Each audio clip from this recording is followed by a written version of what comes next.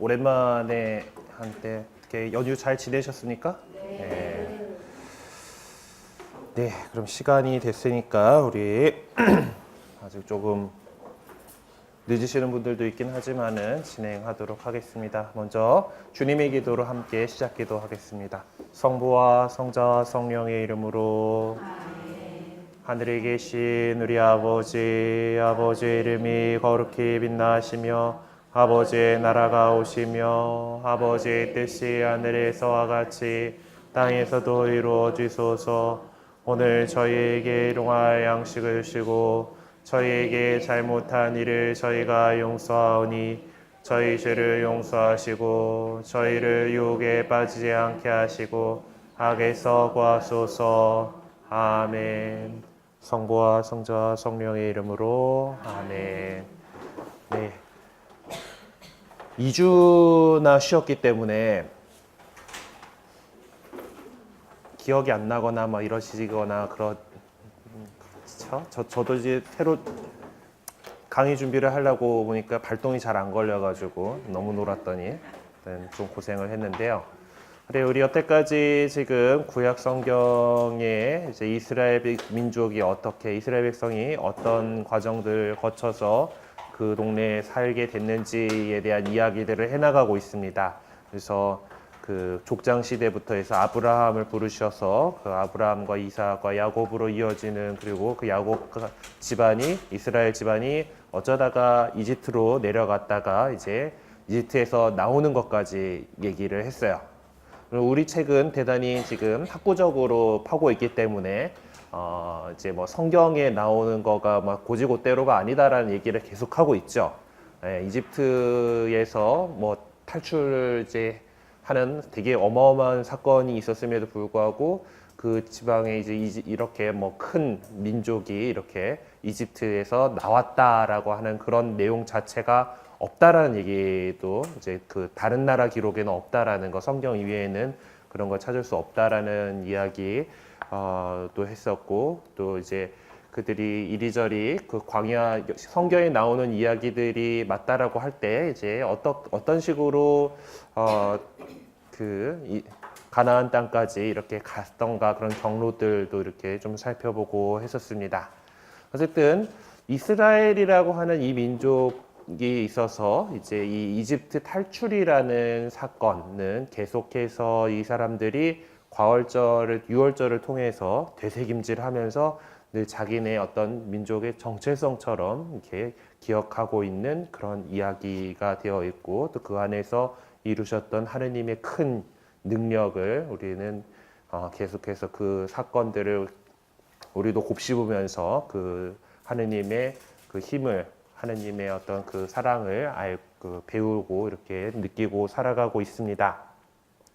그래서 오늘은 이제 이 사람들이 이집트를 나와서 광야를 헤매다가 이제 드디어 약속된 땅에 들어가게 되지요. 가나안 정착에 대한 내용들을 다루게 됩니다. 그래서 우리 교재에서 52페이지에 있는 3번 이제 가나안 팔레스티나 정복부터 이제 오늘 이야기를 해나가도록 하겠습니다. 네, 일단 가나안이라는 동네가 어떤 데냐는 거죠. 가나안은 여기 요르단강이 흐르고 있죠. 요르단강이 흐르고 있는데 요 서쪽 지방하고 요렇게를 대강 이제 가리키는 말입니다. 원래 그렇게, 그런데 이제 그 성경에 보면은 자, 이제 니들한테 줄 가나안 땅의 경계가 이래 하고 얘기가 나오는 데가 있어요. 일단 뭐 영어로는 이렇게 쓰고 히브리어로는 저렇게 쓴대요. 네, 그냥 저렇게 생겼어요. 네, 그리고 그 민수기 34장에 가면은 이제 그 가나안 땅의 경계에 대한 이야기가 나옵니다. 이제 너희가 가나안 땅에 들어가면 그것이 너희에게 상속 재산으로 돌아갈 땅이 된다. 곧 다음과 같이 경계가 정해진 가나안 땅이다. 남쪽은 친광야에서부터 에돔 땅을 따라간다. 그래서 친광야가 이제 요쪽 동네예요. 그래서 반응이 없냐? 얘야. 이렇게 해야 되나? 이제 친광야에서부터 해가지고 에돔 땅을 따라간다. 그러므로 너희의 남쪽 경계는 소금바다 동쪽 끝에서 시작된다. 소금바다면 사이겠죠? 이쪽 끄트머리에서 시작해서 너희의 이 경계는 아크라빛 오르막 남쪽을 돌아서 친 광야를 지나서 아크라빛 오르막이 한 여기쯤이 된가 봐요. 친 광야를 지나서 뭐 그 끝이 카데스 바르네아 남쪽에 이른다. 카데스 바르네아가 한 여기쯤이어서 이렇게 그리고 거기 그 경계가 다시 아츠몬에서 뭐 이집트 마른네 쪽으로 돌아서 그 끝이 바다에 이른다 하고 이렇게 그 민수기 34장에 남쪽 경계가 있고 이렇게 써져 있고요. 서쪽 경계는 큰 바다와 그 해변이다. 큰 바다면 어디겠어요? 당연히 지중해 여기를 얘기하는 얘기죠. 그래서 서쪽 경계들은 요 해안선이다라는 것을 이렇게 하나님이 얘기를 하셔요. 그리고 너희의 북쪽 경계는 이러하다. 큰 바다에서 호르산까지 선을 그어라 하는데 호르산이 한 여기쯤입니다. 이쯤에 있는 호르산이라는 동네가 거기가 있고 호르산에서 하마더기까지 선을 긋고 그 경계선의 끝이 치닷에 이르게 하여라 하는데 뭐 이제 치닷이라는 동네가 호르산에서 이게 치닷이라는 데가 저쯤이고 이제 여기쯤 이렇게 있고 지프론으로 뭐 해서 나와서 그 끝이 하차르 에난에 이른다 해가지고 이렇게 해서 이런 그 지명들이 얘기가 나오고요. 이건 성경에 나오는 얘기니까 책이 없어요. 민수기 34장 지금 읽어드리고 있는 거예요.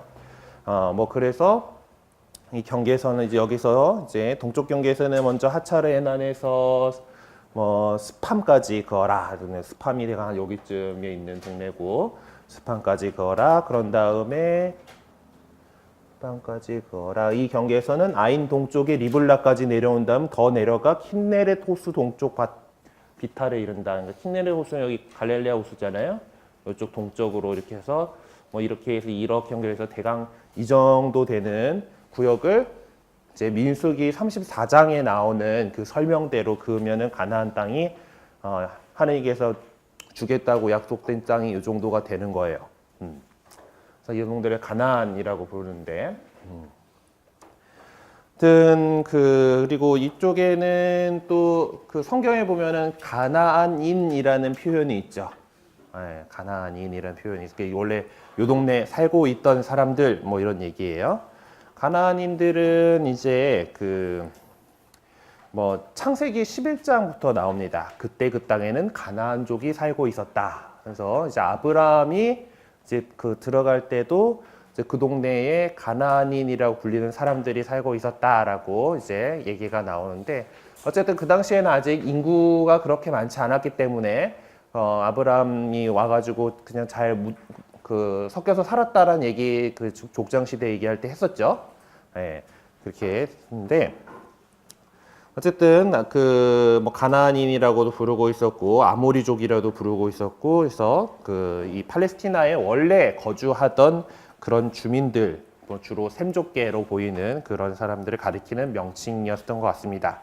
결코 해갖고 이리저리 해서 이제 그 아모리족이니 뭐 다 해가지고 이제 그 동네에 섞여서 뭐 그렇게 구분을 안 줘도 될 만큼 그렇게 아모리족이나 가나안인이나 뭐 이런 것들이 크게 뭐 다르게 구별해서 쓸 필요가 없을 정도로 뭐 그냥 막연히 같이 써도 될 만한 그런 얘기가 됐습니다.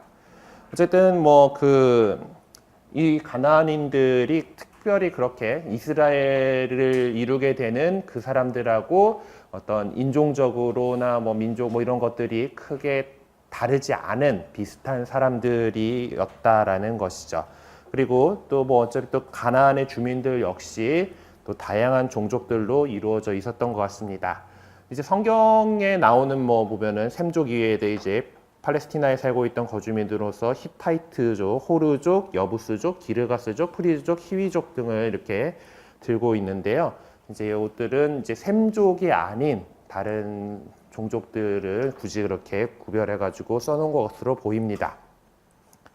이스라엘 백성이 이제 이집트에서 나와서 가나안으로 들어갈 무렵에는 이제 가나안은 경관 요새와 배수 시설, 뭐 수로들을 갖춘 도시들이 건설되어 있었던 걸로 보입니다. 뭐 성경에서 이제 이스라엘 백성이 가나안 땅에 진입하면서 제일 먼저 함락시킨 도시가 이제 예리코 성이잖아요. 그렇죠? 예리코 성이 이랬을 거야라고는 상상도인데 그 예리코라는 이 성읍은 대충 그 이렇게 그러니까 성벽을 쌓아가지고 도시를 요새화시킨 도시를 만든 되게 거의 최초의 사례들 중에 하나라고 이렇게 학계에서 얘기를 하고 있어요. 그만큼 이제 이런 그 기술 발전이 건축 기술이 이때 발전을 했었던 거고, 여기 보면은 통상과 교육도 활발하게 이루어졌고 직물이나 염색 공업 등도 발달했던 것 같다라고. 근데 염색이 발달했던 것 같다라고 여기는 뭐 근거가 될 만한 거는 이제 예리코를 함락시키기 전에 점탕꾼들을 보내죠. 거기에서 갔더니 그 창녀 라합인가? 라합일 거예요. 기억이 맞다면 라합이 이제 숨겨주잖아. 이 정탐꾼들을 숨겨주면서 그들이 그 표식으로서 이제 뭘 걸어라라고 하면 진홍색 실록된 이 줄을 걸어라 하고 이것을 표식으로 줘요. 진홍색을 만들 수 있다라는 거는 이미 염색이라든가 그런 기술들이 있는 동네다라는 거죠. 예, 진홍빛을 낼 수 있다라는 거는. 그래서 염색 공업들이 발달했던 것으로 보입니다. 그리고 뭐 문자도 쓰고 있었는데 이제 기원전 14세기경에 라스 샴라 문서라는 것이 고고학적으로 발견된 건데 이제 서령 문자, 그 메소포타미아 문명 쪽에서 사용하고 있던 쐐기 문자 있죠. 예, 그 서령 문자인데 가나안어로 되어 있는 문헌들이 이렇게 발견이 됐습니다.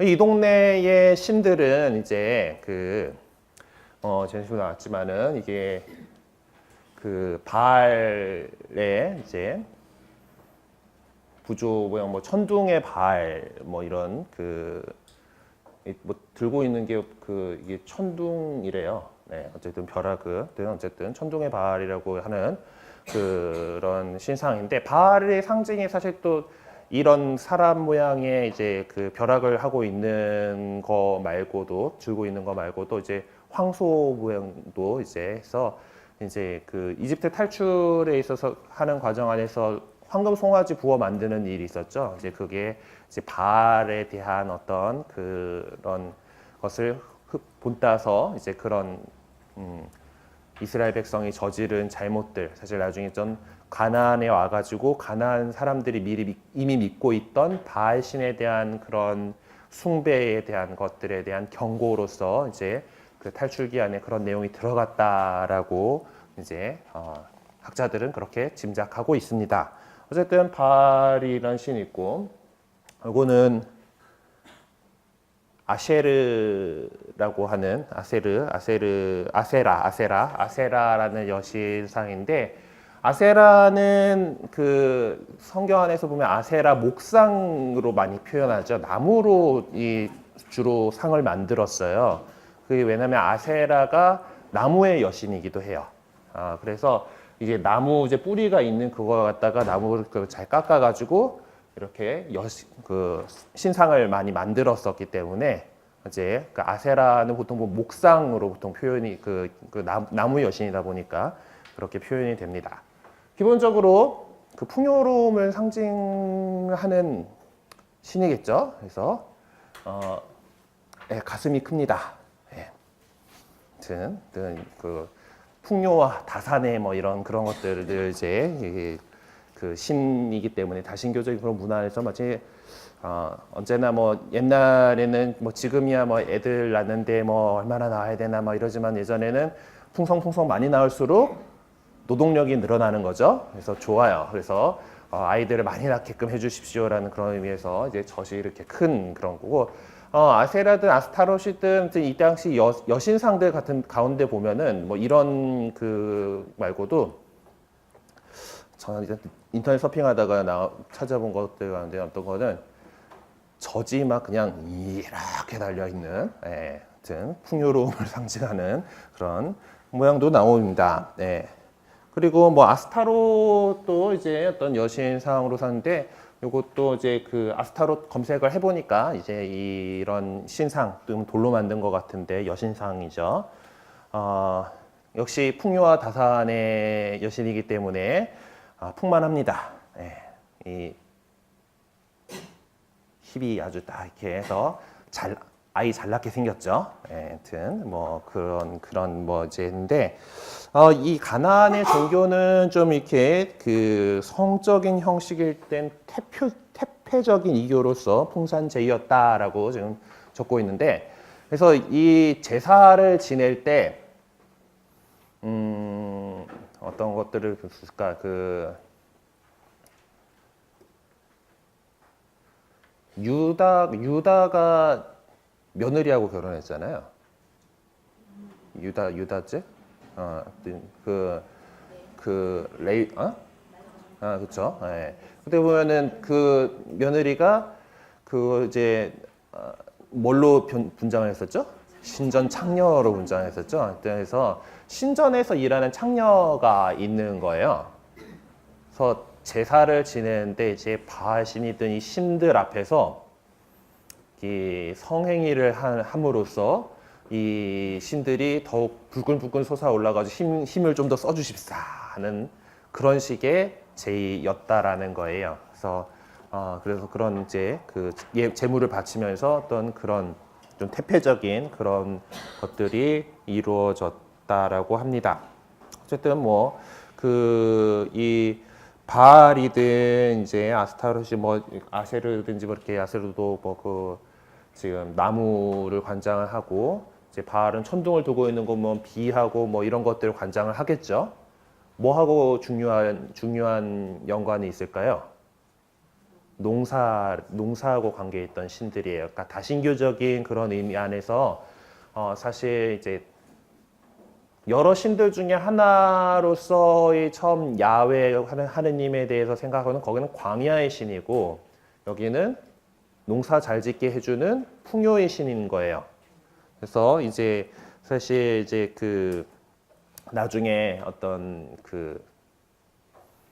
정착을 하게 되면, 가나안에 정착을 하게 되면은 이 사람들이 원래 반유목민이 생활을 했지만은 정착 생활을 한다라는 거는 이제 농경에 대한 것들이 더 강조가 되겠죠. 농사 짓고 이제 하는 것들이 더 보니까 아직 야훼 하느님에 대한 유일신 사상이 제대로 자리 잡기 전에면 당연히 이스라엘 사람들도 다신교적인 그런 주변의 문화에 영향을 받을 수밖에 없었고, 그렇다라면은 농사 잘 짓게 해주는 데 도움되는 신한테 뭔가 갖다 바치고 싶은 그런 게 있는 거죠.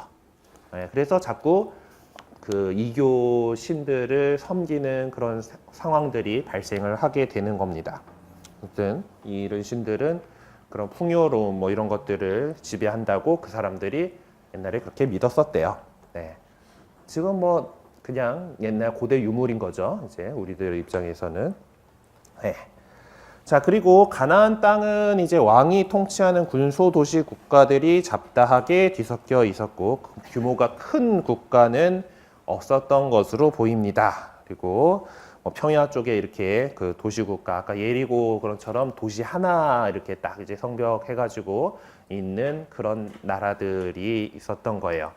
그리고 결국 이제 이집트가 세력이 셀 때는 이제 팔레스티나 지방이 이집트가 이렇게 영향을 가졌었고, 저 위쪽에 메소포타미아 쪽 세력이 셀 때는 그쪽이 이렇게 영향력을 미쳤다라고 말씀드렸었죠. 그래서 대충 근데 이집트에 더 영향을 많이 받았던 것 같아요. 이집트 제국이 되게 좀 셌을 때는 이 국가들이 파라오의 봉신국이 되어서 조공을 바쳐야 됐어요. 그래서 이집트에는 이제 이런 이 가나안 쪽 이제 사람들이 이제 좀 얼굴 모양새들이 좀 다르죠. 이집트 쪽 사람들하고는 이제 그렇게 와서 조공을 바치는 것 기록이 이렇게 그림으로 있기도 합니다.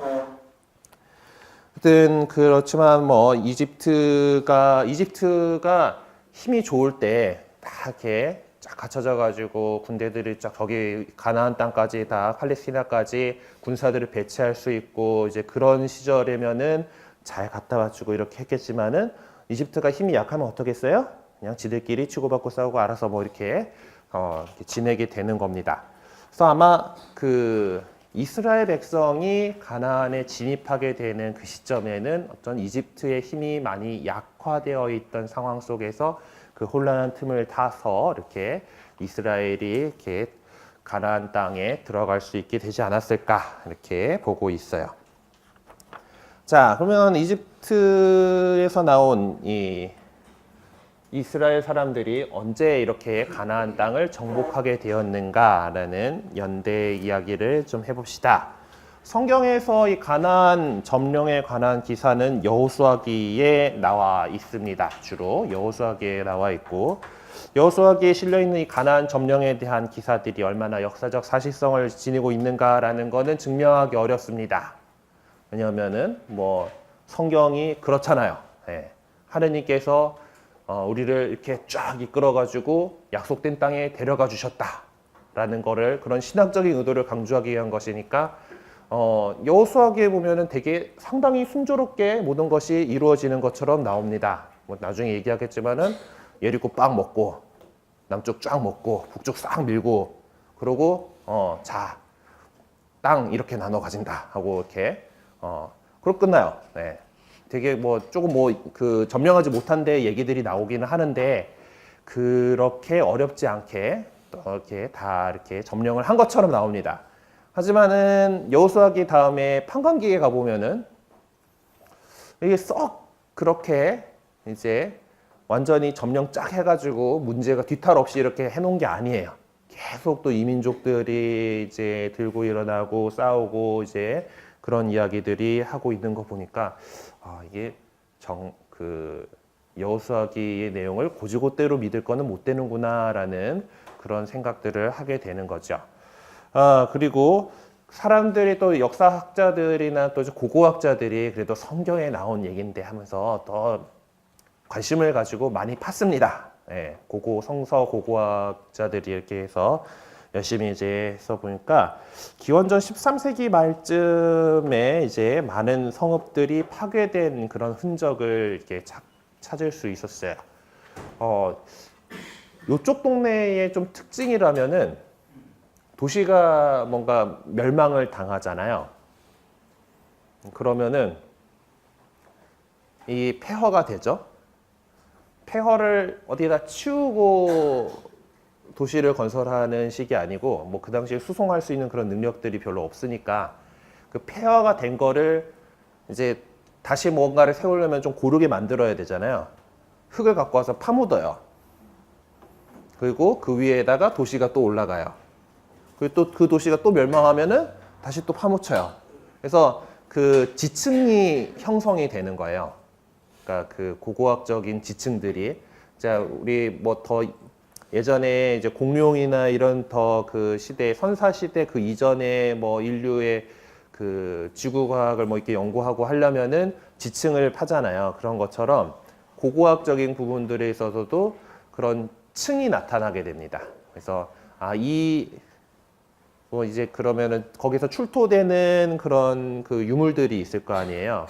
뭐 우리도 이제 국사 시간에 이제 뭐 배웠을 때 뭐 청동기가 이제 뭐 그 세형 청동검인지 비파형 청동검인지에 따라서 이게 어느 세력이 어느 정도 위치를 자리 잡고 있었고 뭐 이런 얘기 나오고 뭐 석기의 종류 뭐 토기가 어떤 모양이 나오느냐 뭐 민문이냐 빗살문이냐 뭐 이런 거 가지고 그 시대나 어떤 뭐 그런 민족 분포들을 짐작을 하는 것처럼 여기서 또 이제 나온 그 토양에서 나온 그런 것들을 가지고 뭐 이제 연대를 짐작을 해볼 수가 있는 거죠. 뭐 물론 이제는 뭐 탄소 동위 원소 측정법이든지 뭐 해가지고 연대를 제법 측정해내는 그런 방법들이 또 많이 고안돼 있고 해가지고 그 이제 고고학자들이 막 파보다 보니까 이제 그 한 기원전 13세기 말경에 이렇게 그러니까 후기 청동기 시대가 끝나갈 즈음 철기가 곧 살 나오기 시작하고 청동기 시대가 끝나갈 즈음에 해가지고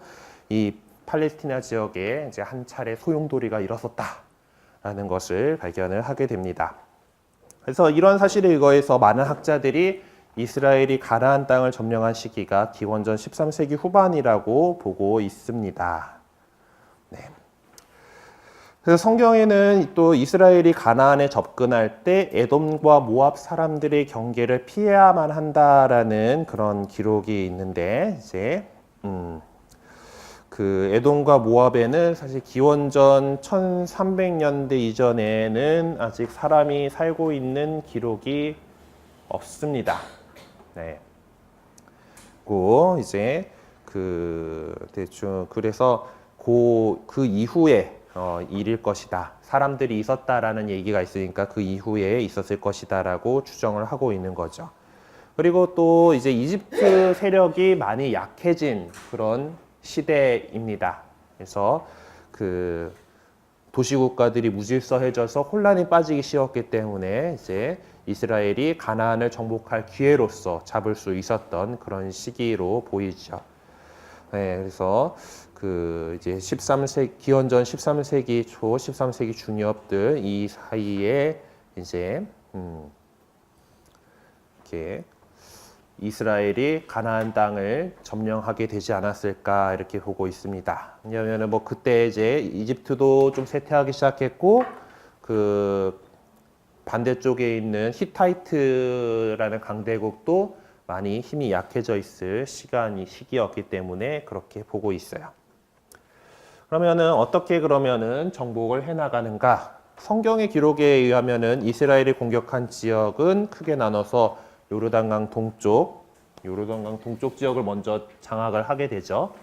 이게 그 주석 성경 뒤에 있는 그 지도인데 하여튼 이렇게 해가지고 이 빨간 거가 이제 이집트 탈출 경로잖아요. 이쪽에서 가나안 진입을 이렇게 해 나가는 그런 건데 이쪽 그 요르단강 동쪽을 먼저 점령을 하고 그리고 중앙 구릉 지역을 장악을 하고 남부 지역을 하고 북부로 이렇게 밀고 갔다 하고 이렇게 얘기를 하고 있어요. 원래는 이제 그 카데스까지 좀 순조롭게 일단 가죠. 이쪽에서. 그런데 정탐꾼들을 보내요. 지파별로만 해가지고 이제 12명의 그 수장들을 보내가지고 정찰을 하고 왔는데 다들 쫄아갖고 왔죠. 뭐 이 가나안 가보니까 다 막 성도 이렇게 웅장하고 사람들도 크고 뭐 자기들이 뭐 메뚜기 같아 보였다는 둥 막 그런 얘기들이 나오지만 이제 칼렙하고 여호수아만이 이제 가자 이렇게 하느님께서 우리 함께 계시는데 뭐 저 이렇게 해서 이렇게 열지파나 이렇게 그 부정적인 막 소문 퍼뜨리고 그러다 보니까 하느님에게 혼나가지고 40년 동안 광야를 또 뺑뺑이 도는 거잖아요. 그래서 처음에 이쪽으로 치려고 그랬다가 좀 여의치가 않았던 것 같아요. 그래서 그래서 이제 해서 카데스에서 이렇게 치려고 그랬다가 다시 좀 이제 그 이쪽 광야에서 지내다가 이제 좀 옆으로 돌아서 이렇게 진입을 하게 되는 겁니다. 근데 뭐 그 성경의 기록이 늘 일관성 있지는 않은 것 같아요. 않아요. 예. 워낙 그 오랜 기간 동안에 편집된 거고 아마 시작하면서도 말씀드렸던 적이 있을 것 같은데 그 구약 성경이 기록되기 시작한 거 자체가 원래 다 말로 이제 이야기로 전해졌을 거잖아요. 그것이 어떤 글자로서 기록되고 딱 이제 고정이 되게 되는 거가 바빌론 유배 이후부터다라는 것을 아마 말씀드렸을 거예요. 바빌론 유배에서 돌아오면서 그 사건, 우리가 하느님께 잘못했다가 해가지고 망해서 이렇게 남의 나라에 끌려갔다가 다시 돌아온 그 과정이 우리가 예전에 계속해서 이야기 듣고 있던 이집트에서의 탈출 사건하고 같이 이렇게 생각을 하고 그리고 우리 백성이 하느님께서 우리를 어떻게 이끌어서 이렇게까지 왔는지를 잘 기록해 놔야겠다라는 그런 생각들을 가지고서 탈출기를 쓰게 됐고 탈출기 이전에 어쩌다 우리가 이집트까지 갔는가에 대해서 얘기를 해야 되니까 창세기를 썼고 뭐 이런 식의 전개 과정이 있다 보니까 이게 아직 정확하게 기록으로 이렇게 고정되는 거가 오래되고 사람들마다 전해진 집안마다 이야기들이 살포시 다를 거 아니에요? 네, 그런 것들이 이제 정리되고 하는 과정에서 이제 아주 일관성 있게 이렇게 정리되지는 않았습니다. 아까도 뭐 말씀드렸지만 여호수아기의 기록을 보면은 되게 단시일 내에 완벽하게 이루어진 것처럼 이렇게 보이지만은 보입니다. 뭐 기적적으로 요르단강을 건너죠. 거의 홍해바다 가는 거하고 또 비슷하게 이제 이 계약의 궤를 짊어진 이 사제들이 요르단강에 발을 탁 담그자 물이 쫙 갈라져 가지고 마른 땅을 밟고 이스라엘 백성들이 건너가요. 자, 그 다음에 제일 먼저 만나는 도시가 예리고잖아요. 예리고인데 예리고를 군사적인 뭐 옵션으로 뭐 이렇게 공략해가지고 공성전을 벌여가지고 뭐 이렇게가 아니죠. 조용히 하루 이틀 이렇게 이제 성벽 주변을 이렇게 돌고 팽팽히 다 이렇게 돌고 나서 이제 뭐 이르째 되는 날에 큰 소리로 뿔나팔 불고 함성 와 하니까 무너졌어요. 그렇죠? 무너졌어요. 아무튼 되게 뭐 이게 기적적으로 이렇게 해나갑니다. 그래서 팔레스티나 중부를 거쳐서 이제 남부와 북부를 이렇게 여기 예리코를 딱 요르단강을 딱 건너면 예리코잖아요. 예리코를 딱 치고 중부를 싹 먹고 남부를 먹고 북부를 딱 먹고 이렇게 했다라고 여호수아기의 기록에는 그렇게 돼 있어요. 그리고 나서 이제 팔레스타인 전 지역을 장악한 다음에 이제 지파들에게 골고루 분배가 됐습니다. 하지만 여호수아기 일부 구절 안에는 이스라엘이 미처 정복하지 못하고 가나안 원주민들 손안에 남아있는 지역도 많이 있었다라는 것이 곳곳에 나오긴 합니다. 뿐만 아니라 판관기에 따르면은 이스라엘의 지파들이 개별적으로 또는 몇 지파가 짝을 이뤄서 영토를 차지하는 것을 볼 수가 있고요. 또 민수기의 내용들을 보면은 이스라엘이 남쪽에서 북쪽 방향으로 가나안을 공격하고 있음을 또 알 수 있습니다. 그러니까 이런 것들을 미뤄볼 때 이스라엘 지파들이 이 가나안 전역을 처음부터 완벽하게 정복해가지고 그들의 영토로 만들지는 못했고 오랜 세월 동안에 걸쳐서 이렇게 제법 이렇게 오랜 기간 조금씩 이렇게 영향력을 넓혀 나갔다라는 것을 짐작할 수가 있어요. 아마 이제 이스라엘의 가나안 공격이 이제 여호수아를 총사령관으로 한 어떤 통합된 군사 작전으로서 원래 이제 군대가 이기기 위해서는 적은 나눠 놓고 우리는 언제나 적들보다 수적 우위를 차지하면은 수적이든 하여튼 힘의 우위를 차지하면은 이기게 되는 거죠. 그래서 뭐 작은 군대다 하더라도 빨리빨리 딱 기동성을 가지고 이제 적들이 작은 상태에서 각계격파를 해내면은 이길 수 있는 그런 것처럼, 하여튼 힘을 딱 모아야지 이런 전쟁을 하는데 이제 힘이 되는데. 그래서 어떤 통합작전, 여호수아가 총사령관이 되어가지고 막 이렇게 모든 지파의 병력들을 이끌고 이렇게 정복 사업을 한 거로 여호수아기는 기록을 하고 있잖아요. 네, 이제 그렇게 된 것이 아니라 각 지파별로 이리저리 이렇게 정복 사업을 해나간 게 아닌가 하는 그런 것들이 성경 안에도 여러 곳에 흔적이 이렇게 남아 있습니다. 그리고 또 가나안 이제 점령이 실제로 완벽한 성공은 아니었던 것 같고, 이제 그건 아마 말씀드렸지만은 여호수아기를 편집한 사람이 이제 여기저기 다른 이야기들을 듣고 이제 그것들을 이제 모아서 편집했기 때문에 그랬을 것 같습니다. 어쨌든 여호수아기의 목적은 하느님께서 이 땅을 우리에게 주셨다. 그런 신학적인 의도예요. 그러니까 어떻게 정확하게 우리가 이 땅을 차지했다를 기록하고자 하는 게 아니라 하느님께서 시나이 산에서 우리에게 약속하신 대로 이스라엘 백성에게 그 약속된 땅을 주셨다라는 것을 이야기하고자 하는 겁니다. 신학적인 거죠. 여호수아기에서는 필리스티아 사람들이 정착해 있던 이 해안 지방 요쪽 이 동네하고 가나안과 아모리인들이 있는 이스라엘 평화 지역 뭐 여기 뭐 이런데 곳곳에 이제 좀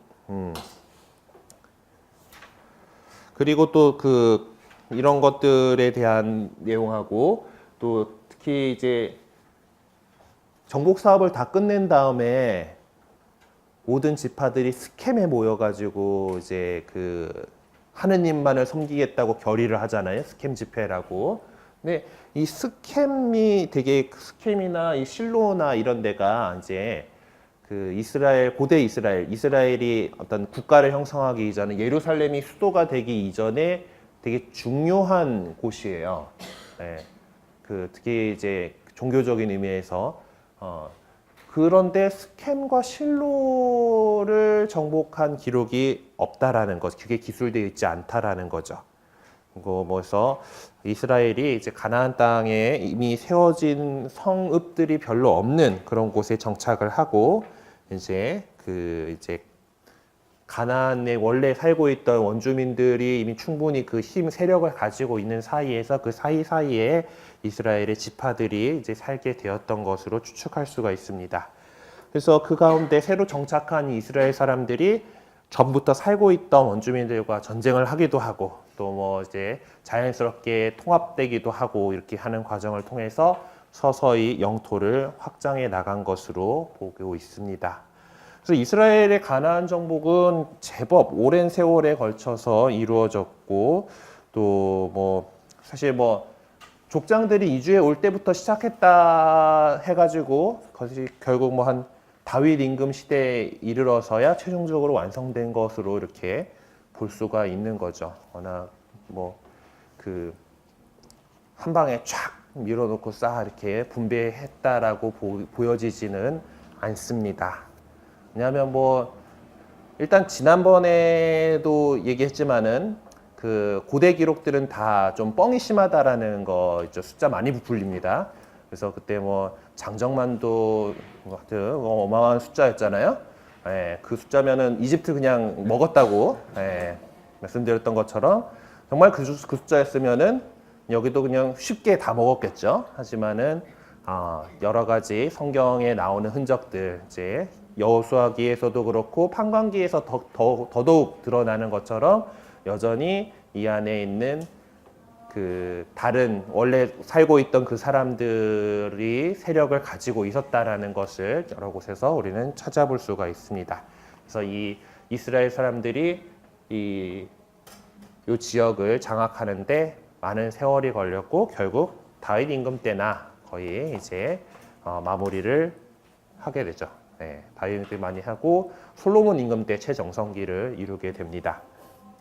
그러면은 지금 원래 또 하려고 했던 거에 또 큰 단원이 하나가 끝났으니까 10분간 좀 쉬시고요. 나머지 이어서 하도록 하겠습니다.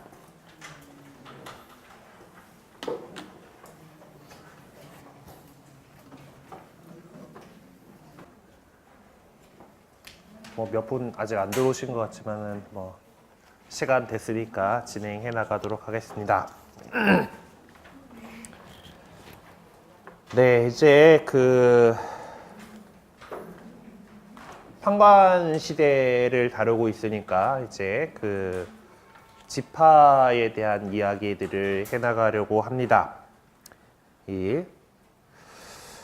그 이스라엘이 팔레스티나에 이제 정착한 이후로부터 사실 뭐 이제 정착해 나가는 과정까지 이집트를 나와서 이제 그 저기 팔레스티나 지역에 약속된 땅인 가나안 땅에 이렇게 들어가고 또 이제 나중에 왕정을 수립하게 될 전때까지는 이스라엘은 좀 느슨하게 조직된 지파, 뭐 전통적으로 12지파를 이야기를 하는데 지파 체제로 있었습니다. 그러니까 이 지파들의 공통점은 야훼 하느님과의 어떤 계약을 바탕으로 형성된 사회고 어떤 뭐 혈통이라든가 뭐 그런 것들보다는 뭐 이제 사실은 성경에서는 다 뭐 혈통을 얘기를 하긴 하죠.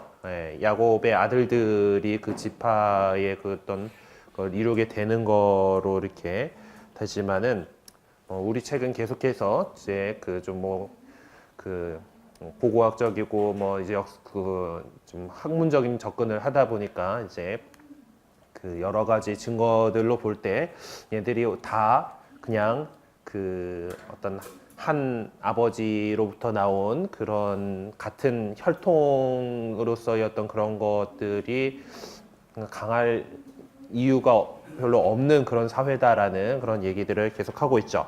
어쨌든 제일 중심이 되는 거는 야훼 하느님과의 어떤 그 계약입니다. 이 계약으로 형성되어 있는 민족이고 그런 사회죠. 예. 그 역사적인 체험과, 그러니까 진짜인지 어쩐지는 잘 모르겠지만은 다 같이 갖고 있는 기억이 이집트에서 종살이를 했었는데 우리가 다 이렇게 탈출해 나와서 정말 하느님의 야훼 하느님의 그 능력으로 우리가 이렇게 나와서 이렇게 자리 잡게 됐다라는 그런 체험, 그리고 이제 하느님 백성으로서 하느님께서 우리를 이렇게 구원해 주셨으니까 우리가 또 하느님과 맺은 계약에 따라서 그분의 계명을 충실하게 지키겠다라는 도덕적인 결단을 하는 거죠. 아까 얘기했지만 가나안 지역의 어떤 그 풍습들은 되게 퇴폐적이었다라 그랬잖아요. 그런데 하느님께서 요구하신 계명 우리가 잘 알고 있지만은 대단히 뭐 오늘날 기준으로 볼 때 참 윤리적인 그런 내용들이란 말이에요. 예. 아니 그렇게 지켜야 될 거다. 간음하지 말고 뭐 사람 죽이지 말고 이런 여러 가지들 그런 그 윤리적인 결단을 하게끔 하느님께서 이스라엘 백성을 그렇게 이끌어 오신 겁니다. 그것들 통해서 이 이집트 탈출과 광야 체험이라는 이 체험을 갖고 있는 집단이 이렇게 형성이 되는 거죠. 그게 지파 체제로서 이제 형성이 된 겁니다. 이 이스라엘에는 이제 12지파를 이야기를 합니다. 그래서 각각의 뭐 어떤 지파마다 좀 상징들이 있어서 이스라엘에 가보면은 이제 12지파의 상징들로 된 그런 것들이 뭐 모자이크 같은 것들이 곳곳에 나온다 그래요. 예. 사자가 유다고 아마 이거는 12지파 이제 그 사제들 요 앞에 그거니까 이제 레위 지파고 뭐 이제 다 뭔가 있습니다. 아무튼 어쨌든 이스라엘은 열둘 이제 우리 제 12종족이 결합해서 이루어진 민족이다라는 사상이 구약 성경 안에 나오죠. 예, 이스라엘의 모든 종족의 조상은 야곱인데 그는 이스라엘과 동일시된 사람으로서 이제 창세기 32절에서 이스라엘이라는 이름을 받죠. 그리고 그에게는 12아들이 있었고 이 12아들의 이름에 따라서 종족들의 이름이 지어졌다라는 것이 성경이 갖고 있는 기본 개념입니다. 그래서 전통적으로 이스라엘 12지파의 이제 이 어떤 야곱의 12아들에게 해당하게 됩니다. 그래서 루벤, 시메온, 이제 12지파고 내가 야곱의 12아들들 이렇게 해서 일단 그 성경에 나오는 그 12아들의 이름은 이제 루벤, 시메온, 레위, 유다, 이스카르, 즈불룬, 요셉, 베냐민, 가드, 아세르, 단, 납달리 이렇게 나와요. 근데 보면은 그 지파들의 이름하고 이 아들들의 이름하고 항상 일치하지 않습니다. 예. 그리고 또 12이라는 숫자가 늘 유지되지도 않는 경우들이 있어요. 이제 일단은 그 창세기 49장에서는 그 야곱의 아들들이 이런 이름들이 이렇게 나옵니다. 근데 이제 야곱이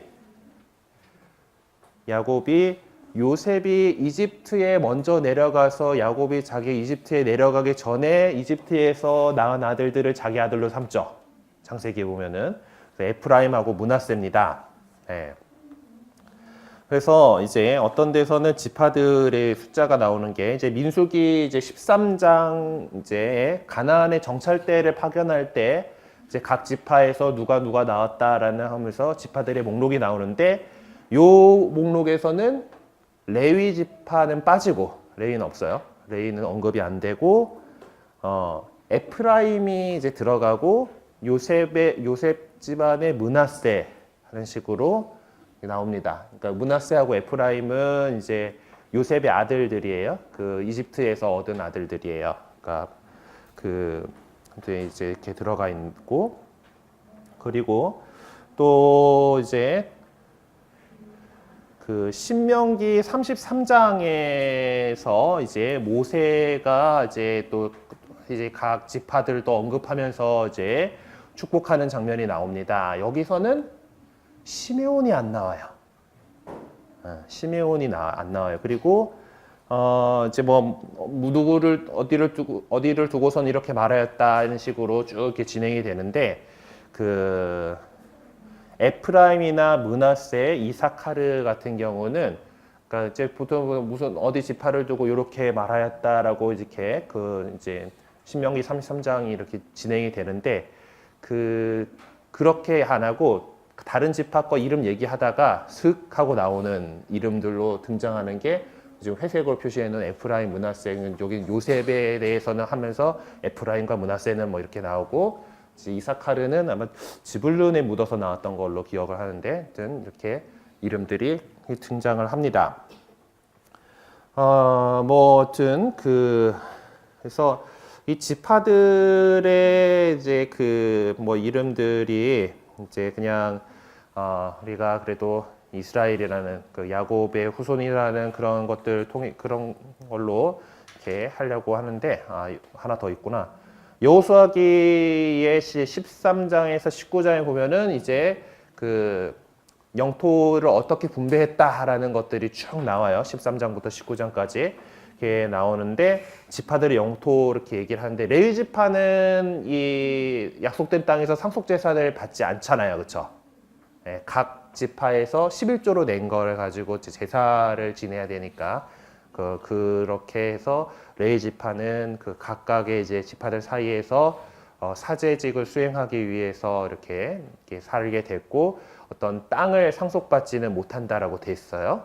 근데 레위 지파가 그럼 분명히 있는 거죠. 있는 상태지만은 지파들이 무슨 어디 지파가 어디를 이렇게 어느 지파가 어디를 하고 뭐 유다지에 속한 뭐 성읍들은 이런 거다 뭐 하는 기록들이 이제 여호수아기 13장부터 19장까지 쭉 나오는데 거기에 나오는 지파들은 이렇게 해요. 르우벤, 가드, 므낫세, 유다, 에프라임, 베냐민, 시메온, 지불룬, 이사카르, 아세르, 납달리, 단 이 12이 나오는데 레위 지파는 언급되지 않았는데 또 12이 나와요. 그럼 13지파네.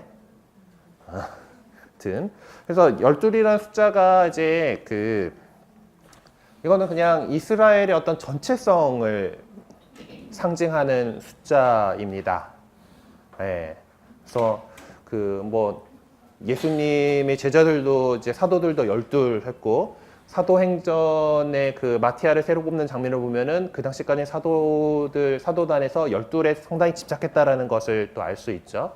이 12이라는 갖고 있는 이 숫자, 도데카라는 이 숫자가 기본적으로 완전함을 또 나타내는 숫자이기 때문에 이제 그것들을 드러내기 위해서 이렇게 12를 계속해서 좀 강조를 하고 있는 겁니다.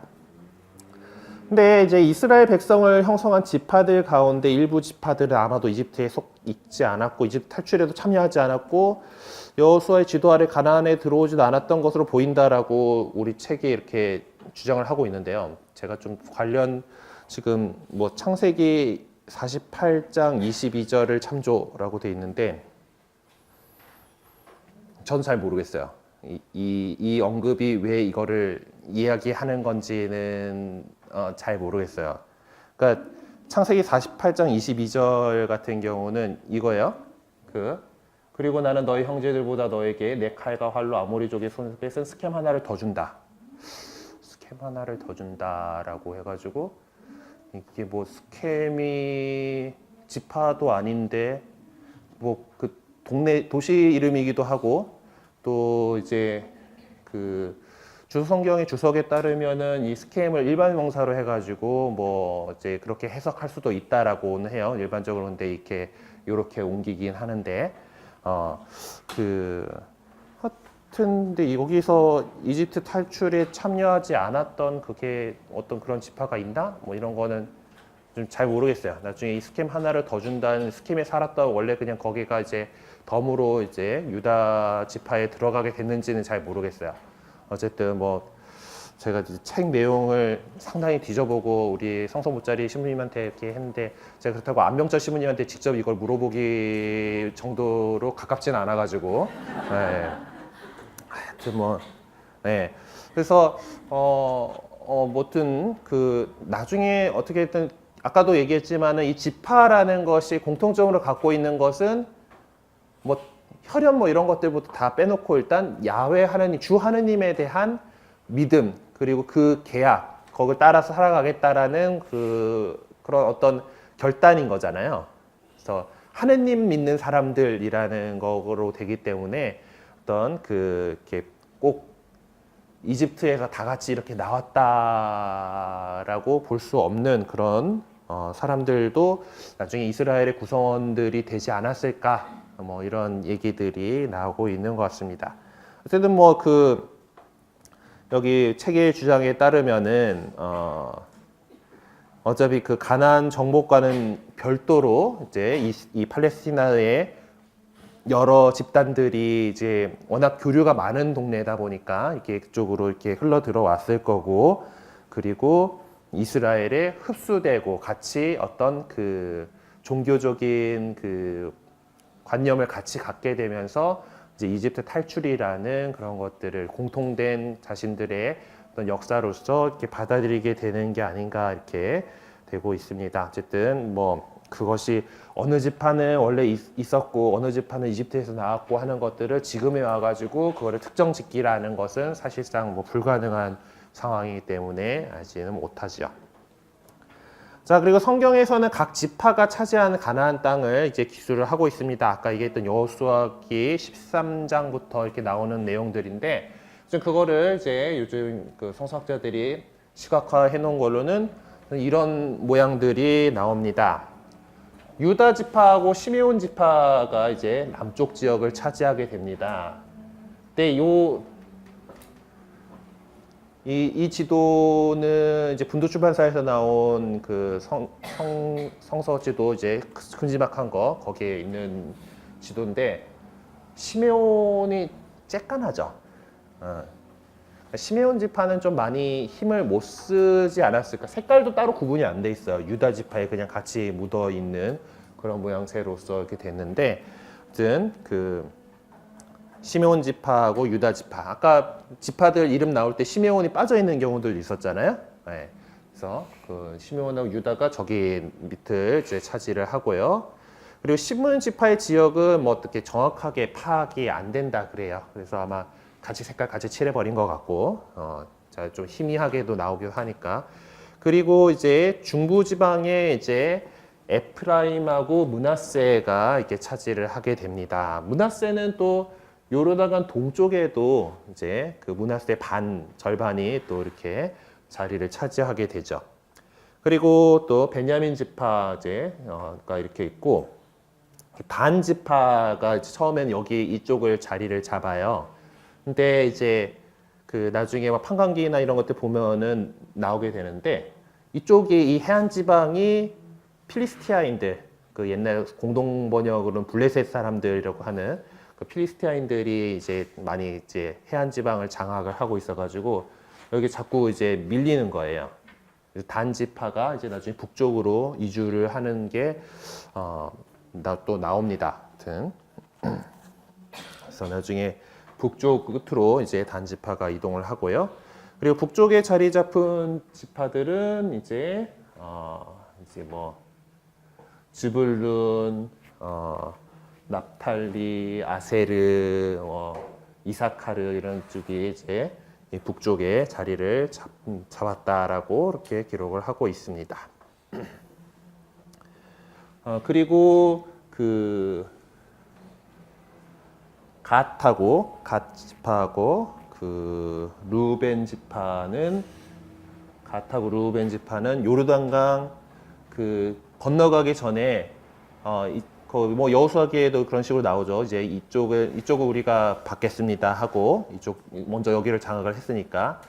그런데 이제 나머지 지파들이 다 이렇게 땅을 차지할 때까지 같이 싸우는 걸 식으로 이렇게 표현이 되죠. 어쨌든 그처럼 가드하고 루벤은 요르단강 동쪽에 이제 그 자리를 잡게 돼요. 뭐 오늘날의 이스라엘에서는 이쪽은 그냥 요르단이죠. 그 현대 이스라엘에서는 이쪽만 좀 이스라엘 땅이고 뭐 그렇긴 합니다. 자, 그래서 이제 그 지파 체계의 이제 성격을 좀 보도록 하겠습니다. 그러니까 계속해서 뭐 이제 살펴봤지만은 성경에도 뭐 몇몇 그런 증거들이 나오고 있고 앞에서도 이렇게 계속해서 얘기했지만은 그러니까 한 집안은 아니다라는 얘기예요. 그러니까 우리나라도 모두 단군 할아버지의 자손이 아니다라는 게 정설이잖아요, 그렇죠? 예. 그 동안에 전쟁을 몇 번을 겪었는데 단일 민족이라니 뭐 이제 그런 그 얘기들 하는 거와 마찬가지로 이스라엘도 뭐 단일한 가계에서 이렇게 파생되었다라고는 볼 수 없습니다. 예. 그래서 그 영토를 중심으로 이루어진 그런 지파들이다라고 이렇게 보고 있죠. 이스라엘이 국가를 형성하기 이전에 지파들 간의 어떤 연합을 이루고 있었다라는 생각이 일반적으로 받아들여 왔지만은 지파들 사이에는 그닥 그렇게 정치적이나 법률적으로 관련성이 없었던 것으로 보입니다. 그러니까 이 12지파들, 이스라엘을 이루고 있는 12지파들은 공통점은 계속해서 강조하지만은 하느님, 야훼 하느님을 믿는다라는 그 목적에 의해서 서로 관련을 맺고 있을 뿐이지 나름대로 독립된 생활과 조직을 갖고 있었어요. 그렇지만은 그래도 야훼 하느님에 대한 이제 예배, 하느님께 드리는 예배에 의해서 연합되고 또 하느님과의 계약 그리고 그 계명을 지키면서 살아가려고 애쓴다라는 것에 있어서 같이 결속이 됐던 것이죠. 자, 이제 여기서는 이제 그 스켐에서 이제 이 모든 이제 정복 사업들이 다 끝난 다음에 이제 스켐에서 모든 지파들을 불러가지고 이제 모아서 얘기를 합니다. 이 동네에 있는 스켐이라는 동네인데 이제 그들에게 우리 집안은 이제 야훼 하느님을 섬기겠다. 너희들은 어떻게 할 거냐? 뭐 이렇게 해서 우리도 야훼 하느님을 섬기겠어 하면서 이제 그 결의 대회를 하게 됩니다. 이제 표현한 이제 스켐 집회를 표현한 그림인데 이제 그들에게 우리 주 하느님께서 하신 그 일들, 그러니까 이집트에서 이끌어내시고 광야에서도 이렇게 하고 이 땅을 정복할 수 있도록 이렇게 해주셨던 그 하느님의 그 업적에 대해서 이야기를 상기시키면서 이제 그분께 충실할 것을 요구하고 계약을 맺게 되죠.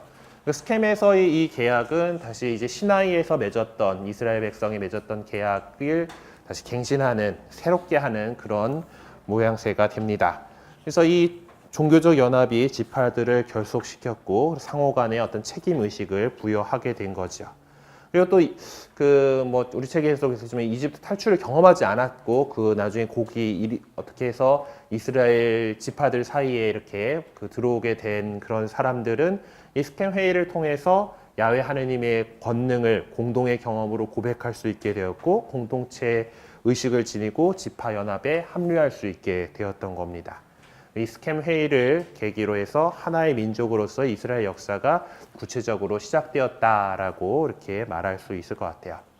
우리 교회라고 하는 교회 이제 라틴 말로도 에클레시아라고 하는데 에클레시아라는 것이 이 스켐 집회에 모인 하느님 백성을 표현하는 이 집회, 이 모임이라는 그걸 히브리 말을 번역하기 위한 그리스 말로 선택된 단어가 에클레시아였거든요. 그것이 이제 해가지고 오늘날의 하느님 백성인 교회를 이야기하는 에클레시아라는 단어가 이렇게 계속해서 사용이 되게 됩니다. 그것처럼 이제 스켐 집회, 스켐에 이렇게 모였던 것이 하느님 믿는 사람들의 모임이라는 이스라엘 지파의 어떤 공동의 이제 어떤 의식을 형성하게 되는 중요한 사건이었다라고 볼 수가 있죠. 하지만 뭐 이게 다 좀 종교적인 부분이다 보니까 먹고 사는 건 각자 알아서들 이렇게 했던 것 같아요. 그러니까 초기 이스라엘은 뭐 어떤 국가 기구가 없었잖아요.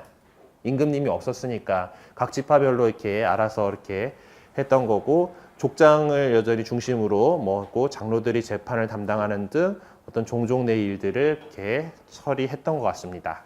어떤 왕이 아직 세워지지 않았던 거고, 그리고 이 야훼 하느님에 대한 어떤 신앙 안에서 기본적으로는 이스라엘 임금님은 하느님이시다라는 그런 사상이 있었기 때문에 일부러라도 꽤나 긴 시간 동안 임금을 내세우지 않고 그렇게 살아왔던 것이죠.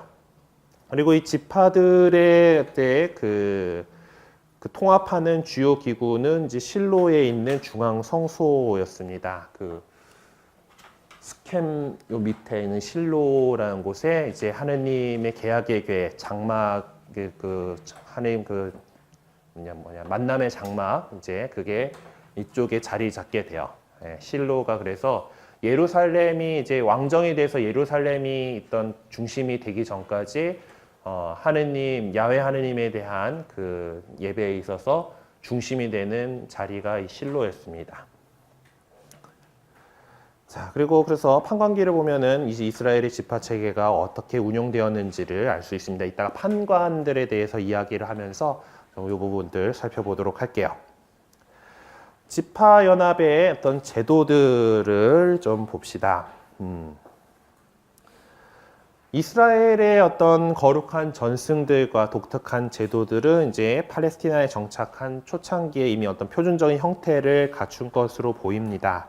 그러니까 이 이집트 탈출 그리고 시나이 산에서의 계약은 이제 이스라엘의 표준적인 전승이 되었던 거죠. 이 지파 연합들에서. 그래서 이스라엘 지파 연합의 구심점은 야훼의 옥자인 계약궤가 안치되어 있는 중앙 성소였습니다. 계약궤의 어떤 그 설명 이제 탈출기에만 나오는 걸로 했더니 그거에 따라서 아마 요런 모양이 아니었을까. 이게 뭐 위에는 뭐 금으로 뭐 해서 다 두들겨서 만들고 커룹이 이렇게 날개를 이렇게 감싸고 있고 뭐 이제 그런 내용들이 쭉 나와요. 이건 뭐 어떻게 사이즈가 어떻게 되고 이제 그리고 이동할 수 있게 이제 그 이동 때 쓸 수 있게 여기다가 그 아카시아 나무로 된 뭐 막대기를 이렇게 딱 찔러 넣을 수 있도록 만들어주고 해서 그 4명의 사제들이 딱 짊어지고 갈 수 있게 돼 있죠. 네, 하여튼 뭐 여러 가지 상상도 중에 하나예요. 네, 이거는. 네.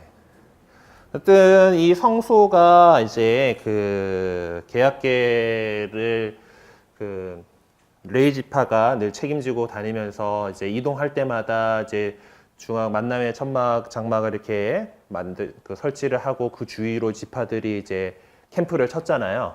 예. 그리고 이제 하느님께서 이제 왜 구름 기둥으로 늘 인도하셨기 때문에 구름 기둥으로 잘 이렇게 거기에 내려앉아 있다가 이제 싹 걷어가시면 이제 가라는 소리구나 하고 자기 짐 싸가지고 또 이동하고 이렇게 해서 다녔었는데 이 성막이 이제 나중에 그 이제 모든 이제 하고 나서 이제 그 밑에 실로의 자리를 잡게 되면서 이제 그 고정된 그 형태가 되게 돼요. 그러니까 아마 처음에는 이제 성막 그대로 이제 실로에다가 했을 거로 보이는데 이제 뭐 사무엘기의 그 사무엘기 1장 9절이나 3장 3절에 보면은 성전이라는 표현이 나오거든요. 그러니까 우리는 솔로몬이 지은 성전이 최초의 성전으로 일단 알고 있잖아요. 그렇죠? 솔로몬이 지은 성전이 최초의 성전으로 이제 알고 있는데 이때도 보면 성전이란 표현이 나오고 있어요. 그래서 그 이 실로에서 그냥 계속해서 천막으로 하는 게 아니고 어느 정도 고정된 건물로서 이제 변화되어 가지 않았을까라고 이렇게 생각을 하고 있습니다. 그래서 그 중앙 성소인데 이 실로에서 이제 아마 이 바위들이 반반하게 되어 있는 이 바위들이 계약궤가 안치되었던 그 흔적들이 아닌가 하고 지금 발굴 현장인데 이렇게 되어 있고 이 원래 이제 만남의 천막 이렇게 돼 있던 거가 이제 좀 그 돌로 된 것들로 이렇게 좀 제대로 된 건물로 약간 뭐 이제 솔로몬이 지은 성전만큼 웅장하지는 않았겠지만은 당연히 그만큼 힘도 없었으니까 그래도 좀 고정된 시설로서 이제 만들어져 가면서 이 제단 같은 것들을 제단도 좀 이제 돌로 이렇게 제대로 이렇게 만들게 되고 합니다. 그래서 지금 실로 그쪽에 아까 봤던 이 성괴가 놓였을 것으로 보이는 이 자리에서 한 남쪽으로 한 뭐 250m쯤 떨어진 데다가 지금 레플리카인데 새로 이제 모형으로 만든 건데 이런 재단을 이렇게 쌓지 않았을까 하면서 이제 만들어 놓은 재단의 모습입니다. 그래서 이 계약계가 안치되어 있는 실로에 있는 중앙 성소가 이제 지파연합의 공식적인 성소였고 공동체의 삶의 중심이 되었습니다. 뭐 이제 이 중앙 성소가 한때 스켐이나 베텔에 있었다고 추정되기도 하지만은 이제 좀 확실한 것은 아닙니다. 그리고 어쨌든 지파연합이 무너졌을 때도 이 중앙 성소는 실로에 있었어요. 그러니까 사무엘기에 보면은 어린 사무엘이 이제 지내게 되는 성전이 실로에 있는 것을 이렇게 볼 수가 있고요. 나중에 이제 왕정이 성립되고 예루살렘이 이제 수도가 되면서 이제 예루살렘 성전이 중심이 되게 됩니다. 아이고, 죄송해요. 책을 내려놓다가 스페이스바를 확 눌러버렸네.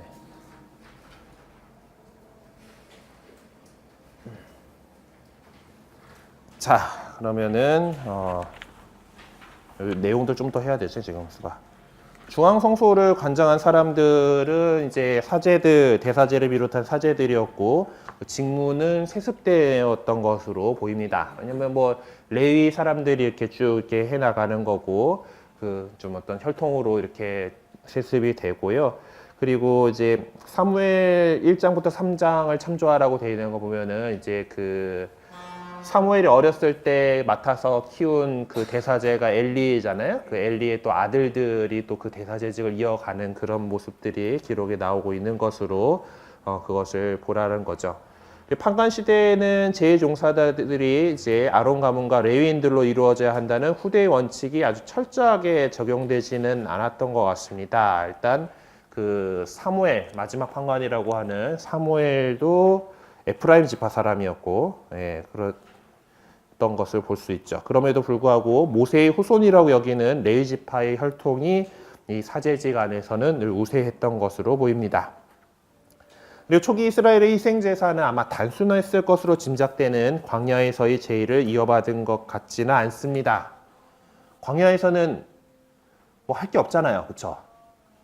메추라기 갖다 주시기는 하는데 그거 바치기도 좀 애매하잖아요, 그렇죠? 뭐 만나하고 메추라기밖에 없는데, 근데 그 나중에 뭐 율법들 이렇게 쭉 보다 보면은 뭐 때는 뭐 황소든 뭐 이렇게 되게 광야에서 절대 구하기 어려워 보이는 그런 짐승들을 갖다 바치게 돼 있잖아요.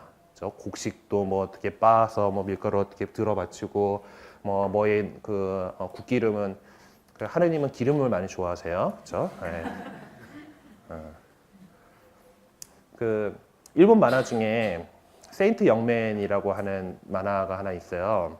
이게 그 작가가 상상력을 발휘해가지고 그 예수님하고 부처님하고 2000년대 일본에서 휴가를 보내고 있는 뭐 그런 걸 세팅을 하는데, 제가 그러다 보니까 이제 그 사건들 사이에 막 이제 하느님께서 비둘기 모양으로 딱 와가지고 이렇게 막 얘기하시기도 하고 막 근데 그럴 때마다 이제 그 고기에서 늘 이 비계는 내 거다라는 걸 강하게 주장하는 그렇게 표현이 되는데요. 네. 어쨌든 그 짐승을 이렇게 바칠 때 국기름은 다 이렇게 해서 하느님께 살라 바쳐야 되는 그런 거였죠. 우리나라 사람들은 고기에 기름 낀 거를 참 좋아하잖아요. 이제 적절히 기름이 있어야 맛있다라고 느끼는데, 이제 뭐 서양이나 뭐 이런 데 가면은 보통 기름은 기피하는 그런 거다 보니까, 뭐 베이컨이나 이렇게 해서 먹지 삼겹살 우리처럼 많이 안 먹더라고요. 그렇죠? 그래서 이제 수입한 삼겹살이 싸게 들어올 수 있는 이유가 동네마다 먹는 게 좀 달라서 그래요. 기름은 하느님 것 이렇게 또 이렇게 나오는데, 광야에서 그런 거 뭐 기름진 그런 짐승들 잡을 수 없었을 거잖아요. 근데 제의에 보면 하느님께 바쳐드리는 제의에 보면은 그런 것들이 있단 말이야. 그러니까 결국 그 광야에서 했던 거가 아니라 이제 정착하고 난 다음에 발생한 제사 내용들이 그렇게 들어와 있다라는 것을 이제 볼 수가 있는 거죠. 어쨌든 라스 샴라 문서 등 고대 자료들을 보면은 이스라엘의 희생제사 제도는 가나안인들의 제사 제도와 비슷한 점을 많이 찾을 수가 있습니다. 그래서 아마 이스라엘 사람들이 가나안에 정착한 다음에 그곳 주민들을 흡수하면서 이런 제도들을 많이 도입하게 된 것으로 보여요. 뭐 이런 과정에서 이교 의식이나 희생제사에 대한 이교적 의식이 스며들 위험이 이제 많았지만은 이스라엘은 야훼 신앙을 손상시키지 않는 범위 내에서 그것들을 새롭게 해석해서 받아들였습니다. 그리고 초기 이스라엘의 주요 절기 축제들로 무교절, 수학절, 추수절도 있는데 이런 것들은 유목민들의 축제가 아니죠. 네, 그래서 그 정착해 있던 농경민족들의 그런 축제들이 이스라엘의 축제로 이렇게 도입이 된 겁니다. 그리고 개약의 율법은 처음부터 이스라엘 백성 삶에서 중심적인 요소였던 것으로 보입니다. 물론 처음부터 율법 전, 법전을 이렇게 이루고 있지는 않았지만은 공동체의 구성원들이 하느님에 대해서 그들 스스로의 그 서로에 대해서 이제 어떤 그 행위들을 명확히 밝힌 규정들을 일반 그 일상생활에서 적용하려고 이렇게 해오던 그 과정 안에서 율법들이 이제 발전할 수밖에 이제 없었을 것입니다. 율법은 사실 이제 하느님과 맺은 계약에서 이제 시작되었다고 했기 때문에 율법의 그 모든 저자를 모세에게 돌리고 있잖아요. 모세로부터 율법이 시작되었다고 해서 그리고 지금 전해지고 있는 모세 오경의 저자를 모세로서 이렇게 이야기를 하는 것이 이런 것 연언에서 나옵니다. 그리고 가나안 정착이라는 이제 새로운 상황에서 율법을 일상생활에 적용하기 위해서 필요한 소송 절차 등 처벌 양식 이런 세부적인 규정들이 이제 또 뭐 다른 백성들의 어떤 그런 것들에서 이제 좀 흡수돼서 차용되어 온 것으로 이렇게 보이고요. 그 가운데에서 우리 하느님, 야훼 하느님 신앙의 정신에 부합되는 규정들만이 채택되게 됩니다. 그리고 이 시기에 이스라엘 신앙과 관련해서 볼 수 있는 현상 가운데 하나는 가나안 종교와의 긴장입니다. 그래서 흡수된 사람들 가운데 가나안 사람들이 분명히 있었을 거고, 그리고 또 뭐 그 가나안 사람들의 영향 속에서 살아왔던 사람들이 분명히 있잖아요. 그러다 보니까 이제 그 많은 사람들이 바알 신앙의 영향을 받았던 것 같아요. 뭐 이제 풍산의 신을 섬기기도 하고 야훼 예배를 바알 숭배에 맞추기도 하는 경우도 있었고 이제 좀 이교 신앙을 구별하지 못하는 경우들도 있었죠. 그러니까 그것들을 잘 이렇게 꾸짖고 이렇게 해나가는 사람들이 또 있었던 겁니다. 그래서 그 당시에는 이제 판관들이 이런 역할들을 하게 되지요. 네, 여호수아 때부터 해서 왕조 초기까지 이스라엘의 지도자들을 판관이라고 부릅니다. 영어로 저지고 결국 뭐 우리 판사나 뭐 단어는 같은데 이제 이 뭔가 이제 판단을 딱 내려주는 사람들이라고 이렇게 해서 판관이라고 불러요. 이제 판관들은 하느님에 의해서 선택된 사람들입니다. 그리고 그렇게 해서 이스라엘 지파들을 인도하던 지도자들로서 중재자요 통치자이고 전투지휘자의 임무를 수행한 것으로 보입니다. 요 그림이 갑자기 근데 어제 제가 되게 비몽사몽간에 찾아내서 한 건데 이름이 기억 안 나지? 기드온이다. 기드온. 기드온이 이제 300명의 전사들만 데리고 이제 기드온이 턴데가 아말렉이던가 프리세시던 같은 이민족들을 이제 해치우는 장면이에요. 이제 야밤에 이제 불 항아리를 들고 막 급습해가지고 나팔 불고 함성을 팍 지르자 지들끼리 놀래가지고 찔러 죽이고 다 자멸했다더라라는 그런 내용이죠. 어쨌든 전투 지휘자로서도 이렇게 임무를 수행을 했습니다. 판관들은 하느님만이 참다운 판관이며 그분만이 이스라엘을 다스린다라고 믿었었죠. 그리고 이런 종교적인 태도는 이스라엘의 사회생활과 정치구조에도 역할을 미치게 됩니다. 그러니까 여전히 참된 임금님은 하느님이시다라는 그런 생각을 갖고 있었기 때문에 왕정을 이제 수립을 하려는 생각이 많이 늦어지게 되는 거죠. 그리고 이 판관들의 권세는 절대적이거나 영속적이지 않고 세습되지도 않았습니다. 그러니까 어떤 12지파가 각자 알아서 잘 살다가 뭔가 위기 상황이 됐을 때 하느님께서 딱 보내주셔가지고 그 위기 상황 딱 처리하고 나면은 그냥 다시 그 공동체 안에서 늘 살던 대로 돌아가가지고 그렇게 사는 사람들이었어요. 네.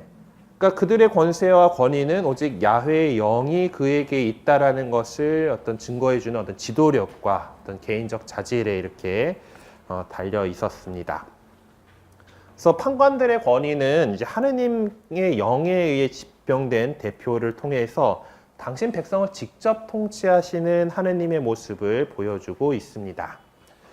네, 성경에 이제 판관계에는 12명의 판관이 나오는데요. 이거는 이 그림은 그 1500년대에 이제 리옹의 이게 어떻게 읽어야 되지? 불어니까 하여튼 뭐 어떤 그 리옹에 있는 사람이 이제 목판 그거 판화로 이렇게 그 성경 인물들을 이렇게 초상들을 갖다가 쭉 이렇게 만들어 놓은 책이 있었대요.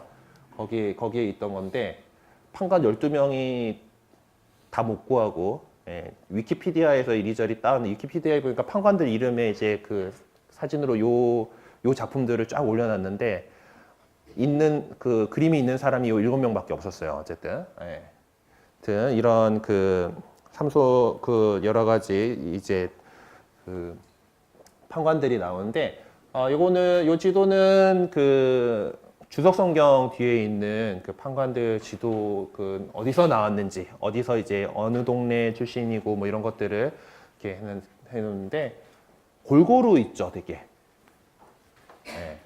뭐 엘론, 드보라, 바락, 야이르, 기드온, 뭐 톨라, 입타, 압돈, 드보라, 뭐 에훗, 입찬, 오트니엘, 삼손 뭐 이렇게 해가지고 있는데, 그러니까 각 지파별로 이제 느슨하게 이렇게 어떤 하느님에 대한 신앙만 가지고 이렇게 그 공통점이 이제 각자 알아서 살았다 그랬잖아요. 좀 지파들끼리 연합해서 뭐 적에게 대응하고 이러긴 했지만은, 그래서 그때 이제 필요한 곳에 외적들이 힘이 있고 또 뭔가 필요한 곳에 하느님께서 보내주신 사람들이다라는 것을 이 지도로 통해서도 잘 볼 수가 있습니다. 하여튼 그 이제 12명의 판관들이 있고 대표적인 인물로 이제 드보라 여성이에요. 그리고 기드온, 그리고 삼손 이런 사람들이 있습니다. 하여튼 이제 그 판관기 2장의 그 2장 11절에서 23절은 이 시기의 역사를 대체적으로 요약해서 제시하고 있는데, 어떤 이 판관들의 투쟁기에 판관들의 그 이런 사건들에 백성들이 어떻게 결속했는지 그런 것들을 전해주고 있습니다. 하지만 뭐 판관 제도가 시작된 시기라던가 각 판관들이 정확하게 언제 활동했는가라는 연대는 사실 성경의 기록만 갖고는 잘 알 수가 없습니다. 하여튼 이 판관이라는 제도 자체가 참 독특한 형태죠. 그래서 사실 대부분의 나라들 그 문명들이 이제 형성돼 가면서 족장 이런 그 상황에서 보통 왕정으로 이렇게 넘어가게 되잖아요. 일반적으로는. 그러니까 이제 어떤 잉여 재산들이 쌓이고 그러면서 임금이 생기고 이제 그 뭐 임금과 신하 이렇게 구분되는 그 왕정 국가를 수립하게 되는데, 이스라엘 안에서는 이 판관이라고 하는 하느님에 의해서 지명된 사람들이 일시적으로 그 지도력을 발휘하는 독특한 제도로서 상당한 기간을 살아오게 됩니다.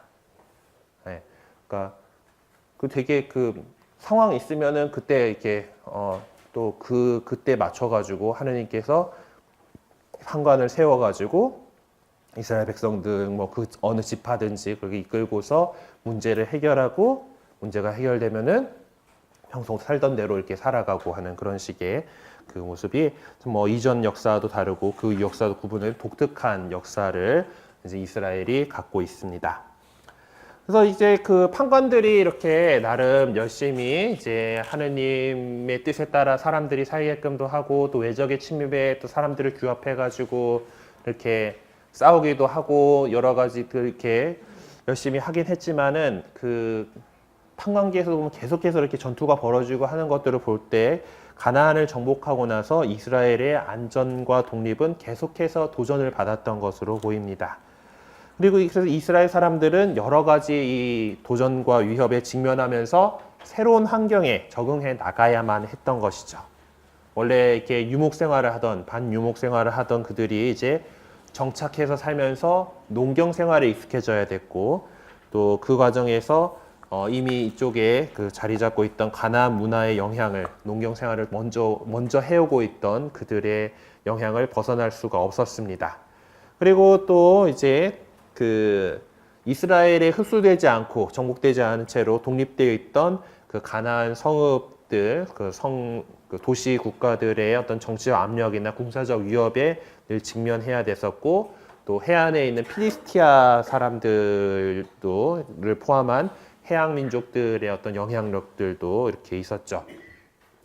뭐 사무엘기 이제 보면은 이제 뭐 아마 다음 시간에 아마 그 사울하고 뭐 이런 이야기들 하면서 나오겠지만은 그 해양 민족들이 기술이 더 좋았던 것으로 보여요.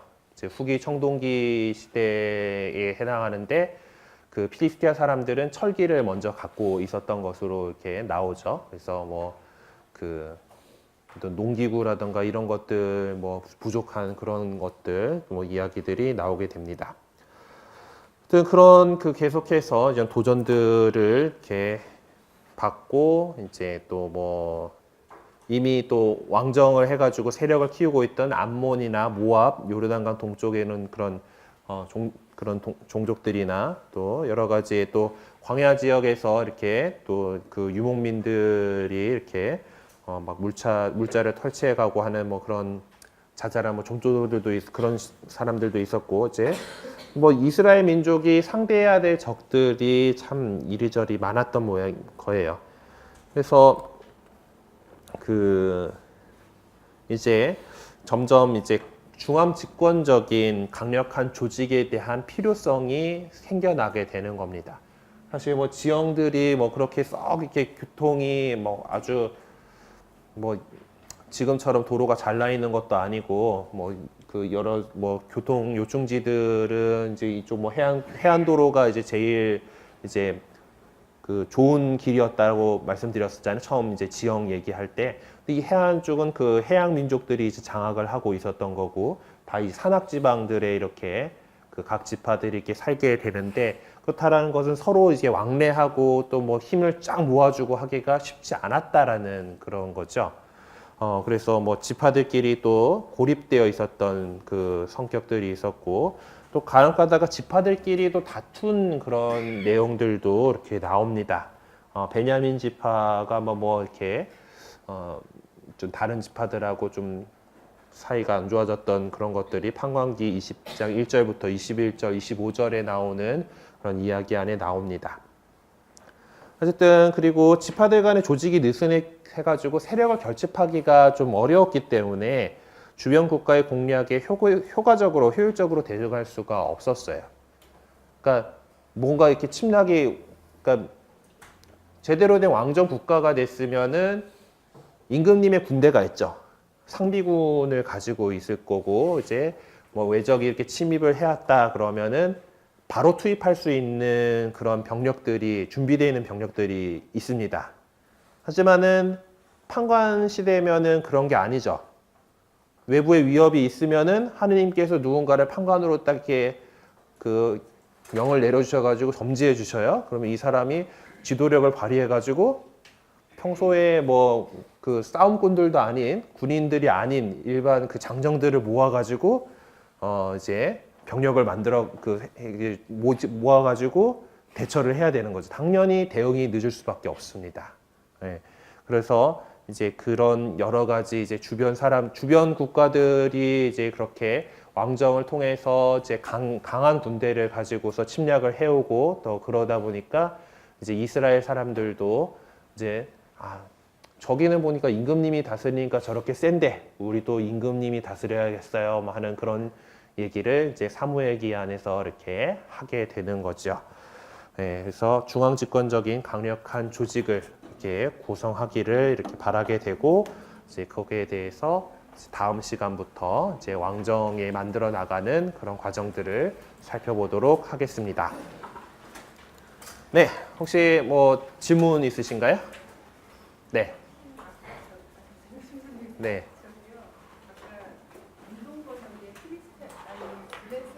네. 네.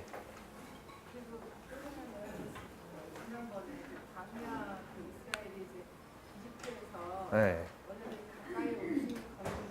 네.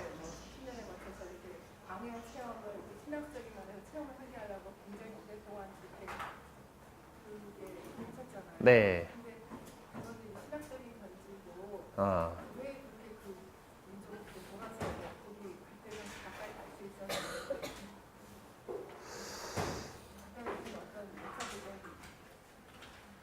글쎄요, 이제 이렇게 보내는 게 아니고, 곧 정복해 나가는 지도를 잠깐 띄워볼게요.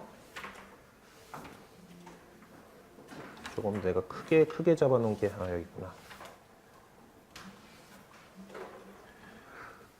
그래, 요 길을 따라서 이제 갔으면은 손쉽게 올라갈 수 있는 그런 거예요. 뭐 물론 이런 도시들 해안가에 있는 도시들이 아까도 얘기했지만 가나안 지방에 이미 그 정도 되면은 예리고처럼 이미 요새화된 성읍을 갖추기 시작한 그런 상황들이고요.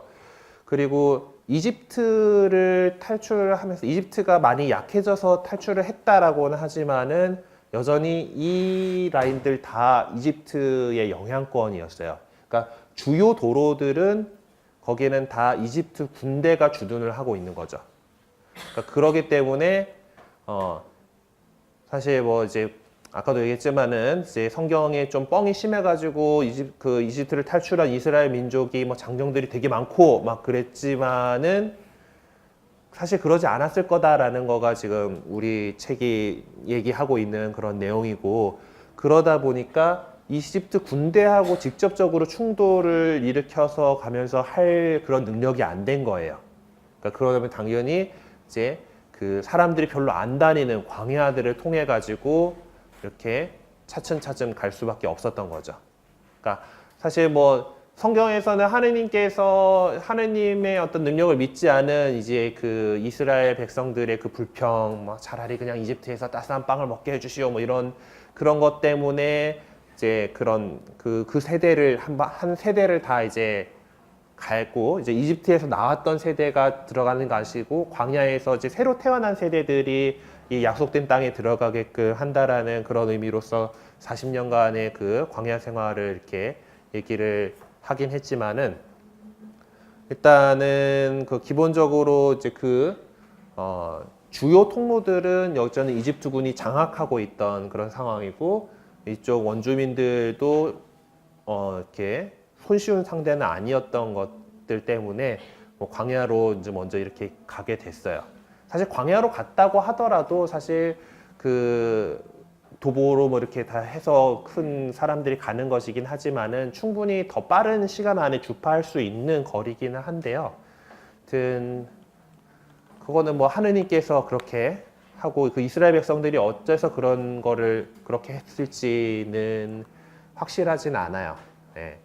하느님께서 그렇게 하셨다라고 성경에 그렇게 쓰고 있는 거고 그리고 그렇게까지 걸렸는지 자체도 사실은 확실하지 않죠.